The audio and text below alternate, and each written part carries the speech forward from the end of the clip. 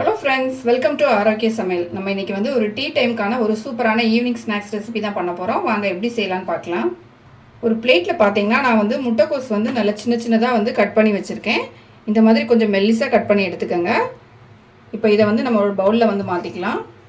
நம்ம கட் பண்ணி வச்சுருந்த முட்டைக்கோஸை இந்த பவுலில் போட்டுக்கலாம். இப்போ எவ்வளோ தூரம் மெல்லிஸாக கட் பண்ண முடியுமோ அந்தளவுக்கு கட் பண்ணி எடுத்துக்கோங்க. அப்போ தான் வந்து நமக்கு ஸ்நாக்ஸ் பண்ணுறதுக்கு ஈஸியாக இருக்கும். ரொம்ப தடியாக இருந்தால் அது வந்து மிக்ஸ் பண்ணுறதுக்கு கஷ்டமாக இருக்கும். பவுலில் போட்ட பிறகு கொஞ்சமாக வந்து சால்ட் போட்டுக்கலாம். இதில் சால்ட்டு போட்டுட்டு நல்லா மிக்ஸ் பண்ணி வச்சிடலாம். இதை நல்லா மிக்ஸ் பண்ணிவிட்டு இதை 5 நிமிஷம் நம்ம வந்து அப்படியே எடுத்து வச்சிடலாம். இந்த முட்டைக்கோஸ்லேருந்து தண்ணி எல்லாமே வரணும். அதுக்கு வேண்டி தான் நான் சால்ட்டு போட்டு மிக்ஸ் பண்ணியிருக்கேன். இப்போ நல்லா வந்து மிக்ஸ் பண்ணியாச்சு. ஒரு 5 நிமிஷம் இதை வந்து நம்ம வந்து அப்படியே விட்டுடலாம்.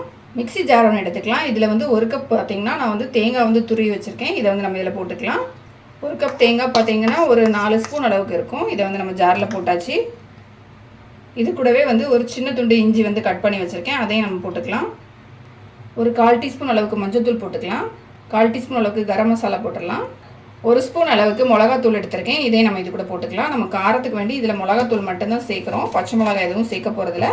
அதனால் எந்த அளவுக்கு காரம் வேணுமோ அந்த அளவுக்கு சேர்த்துக்கோங்க.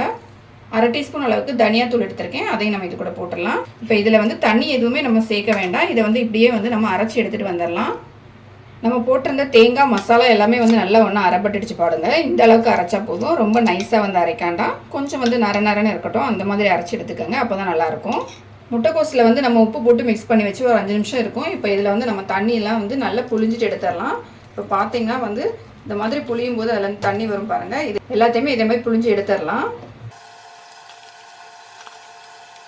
இப்போ நான் வந்து எல்லா முட்டைக்கோஸையும் புளிஞ்சு எடுத்துட்டேன். பார்த்தீங்கன்னா நமக்கு வந்து இந்த அளவுக்கு தண்ணி வந்து இருந்திருக்கு. நம்ம இப்போ இந்த தண்ணி நமக்கு தேவையில்லை. இந்த முட்டைக்கோஸ் மட்டும் நம்ம எடுத்துக்கலாம். மிக்சிங் பவுல் எடுத்துக்கலாம். இதில் வந்து நம்ம புளிஞ்சு வச்சுருந்த முட்டைக்கோஸை வந்து இது கூட போடலாம்.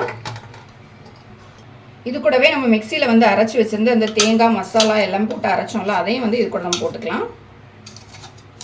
இதில் நம்ம தேங்காயெலாம் சேர்த்துருக்கிறதுனால அந்த தேங்காயோட ஃப்ளேவர்லாம் வந்து ரொம்ப சூப்பராக இருக்கும். இப்போ எல்லாத்தையும் வந்து இதில் போட்டுட்டேன். கொஞ்சமாக புதினா இலை வந்து பொடியாக கட் பண்ணி வச்சுருக்கேன். அதையும் நம்ம இது கூட போட்டுக்கலாம். புதினாக்கு பதிலாக நீங்கள் கொத்தமல்லி கூட சேர்த்துக்கலாம். ஒரு பெரிய வெங்காயம் வந்து பொடியாக கட் பண்ணி வச்சுருக்கேன். அதையும் நம்ம இது கூட போட்டுடலாம். ஒரு 3/4 கப் அளவுக்கு அரிசி மாவு எடுத்திருக்கேன். இதையும் நம்ம இது கூட போட்டுடலாம். நம்ம பைண்டிங்க்கு வேண்டிய அரிசி மாவு மட்டும்தான் சேர்க்க போகிறோம்.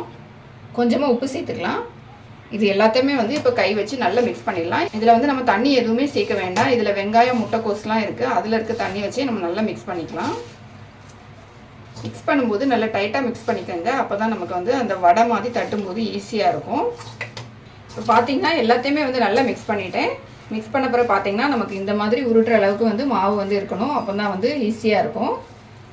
இப்போ இதில் வந்து கொஞ்சமாக எடுத்துக்கலாம். நம்ம இந்த மாதிரி சின்னதாக உருண்டை மாதிரி ரெடி பண்ணிவிட்டு நம்ம மசால் வடைக்கெலாம் தட்டுற மாதிரி நம்ம வந்து ரெடி பண்ணிக்கலாம். இந்த மாதிரி ரெடி பண்ணி எடுத்துக்கலாம். ஒரு பிளேட்டில் பார்த்தீங்கன்னா ரவை வந்து கொட்டி வச்சுருக்கேன். இது வந்து நல்ல பொடி ரவை.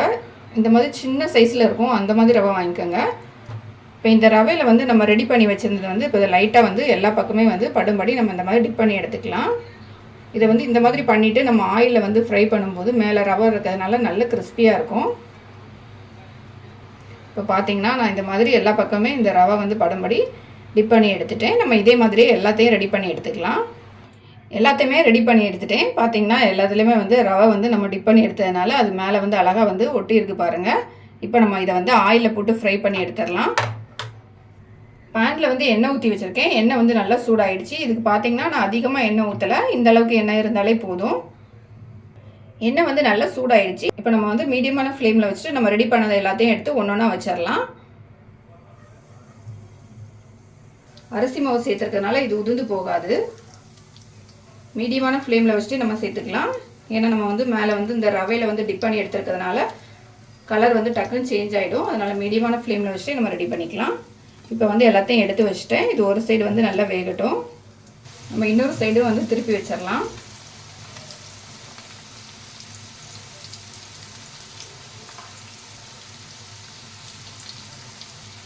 இன்னொரு சைடும் திருப்பி போட்டுட்டேன். நல்லா வந்து ஃப்ரை ஆகட்டும். ஆயிலில் பார்த்தீங்கன்னா 2 சைடுமே நல்லா ஃப்ரை ஆகிடுச்சு. நம்ம எடுத்துடலாம். நம்ம மேல் பக்கம் இந்த ரவை இருக்கிறதுனால நல்லா கிறிஸ்பியாக இருக்குது பாருங்கள். உங்களோட சூப்பரான ஸ்நாக்ஸ் வந்து ரெடி ஆகிடுச்சு. இப்போ நம்ம ஆயிலேருந்து எல்லாத்தையுமே எடுத்துடலாம். முட்டைக்கோஸ் வச்சு எப்படி ஒரு சூப்பரான ஸ்நாக்ஸ் பண்ணலாம் அப்படிங்கிறத பார்த்தோம். இது வந்து கண்டிப்பாக ட்ரை பண்ணி பாருங்கள். ரொம்ப டேஸ்ட்டாக இருக்கும். முட்டைக்கோஸ் சாப்பிடாதவங்க கூட இப்படி செஞ்சு கொடுக்கும்போது ரொம்ப விரும்பி சாப்பிடுவாங்க. நம்ம அதில் முட்டைக்கோஸ் தான் சேர்த்துருக்கோம் அப்படிங்கிறதே அவங்களுக்கு தெரியாது. அந்தளவுக்கு டேஸ்ட்டாக இருக்கும். கண்டிப்பாக ட்ரை பண்ணி பாருங்கள். இந்த வீடியோ பிடிச்சிருந்தா லைக் பண்ணுங்கள், ஷேர் பண்ணுங்கள். மறக்காமல் என்னோட சேனலை சப்ஸ்கிரைப் பண்ணுங்கள்.